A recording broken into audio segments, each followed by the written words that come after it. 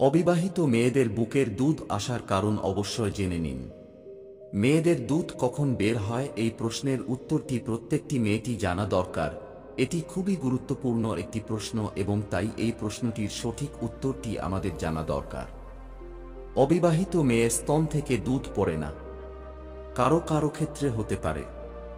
এটা সম্পূর্ণ হরমোন জনিত একটি অস্বাভাবিক অবস্থা। এর জন্য দুশ্চিন্তা করার কিছুই নেই। এরকম সমস্যা যদি কোনো অবিবাহিত বোনের দেখা দেয় তাহলে তৎক্ষণাৎ মহিলা বিষয়ক ডাক্তারের পরামর্শ নিতে হবে।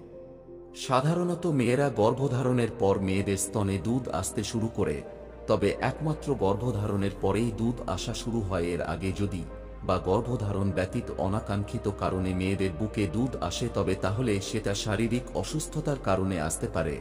যদি দুধ আছে তাহলে সেটা এক ধরনের অসুখ। তবে সাদা তরল মানে যে দুধ তা নয়, এটা মানুষের দেহের একটি লসিকা গ্রন্থি। তবে কারো কারো ক্ষেত্রে প্ল্যাকটন হরমোনের কারণে এবং ভারসাম্যহীনতা হয়, সেই কারণে মেয়েদের বুকে দুধ আসতে পারে। তবে এরকম কোন সমস্যা হলে আপনাকে অবশ্যই হরমোন বিশিষ্ট বা ডাক্তারের পরামর্শ অনুযায়ী চলতে হবে। পুরো চকচকে হলদে রঙের যে তরল পদার্থটি বের হয়ে আসে আসলে সেটি দুধ নয়।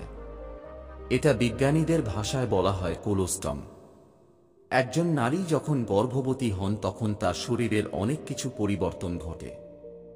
তেমনি তার শরীরে হরমোনালের পরিবর্তন ঘটে এবং হরমোন পরিবর্তনের সাথে সাথে সেই গর্ভবতী নারীর শারীরিকের অনেক পরিবর্তন ঘটে। তেমনি হঠাৎ করে গর্ভবতী নারীর বুকের দুধ আসাটা স্বাভাবিক একটি পরিবর্তন। শিশুর সম্ভাব্য জন্মের ৩ মাস আগেই বুকের দুধের প্রথম পর্যায়ে সম্পূর্ণ হয়ে যায়। অবিবাহিত মেয়েদের ক্ষেত্রে যাদের অস্বাভাবিক হরমোন এর নিঃসরণ হয় তাদের এই ধরনের সমস্যা দেখা দিতে পারে। হরমোনের অস্বাভাবিক অবস্থার কারণে দুধ তৈরির জন্য প্রয়োজনীয় পদার্থ স্তনে এসে জমা হয়ে যায়। এজন্যই অনেক প্রেগন্যান্ট মেয়েদের গর্ভকালীন অবস্থায় স্তন থেকে দুধ নিঃসরণ হতে থাকে। তবে এটা সত্যি যে কোনো অবিবাহিত মেয়েরও এ ধরনের সমস্যা দেখা দেখতে পারে। যদিও এটি খুবই কম, তারপরেও কম সংখ্যক কিছু মেয়েরা এই ধরনের সমস্যার সম্মুখীন হয়েছে। তাদের দুশ্চিন্তার কোনো কারণ নেই।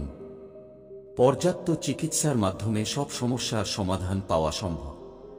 তবে এটা যদি অস্বাভাবিক হারে বের হয় আর যদি এটাতে আপনার অস্বস্তি ফিল হয় তাহলে আপনি আপনার নিত্যস্থ চিকিৎসকের সঙ্গে পরামর্শ নিতে পারেন। তবে এখানে চিন্তার কোন কারণ নেই।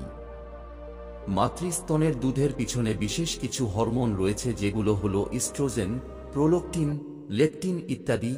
একজন নারীর মা না হলে তার বুকের দুধের পূর্ণাঙ্গ বিকাশ হতে পারে না।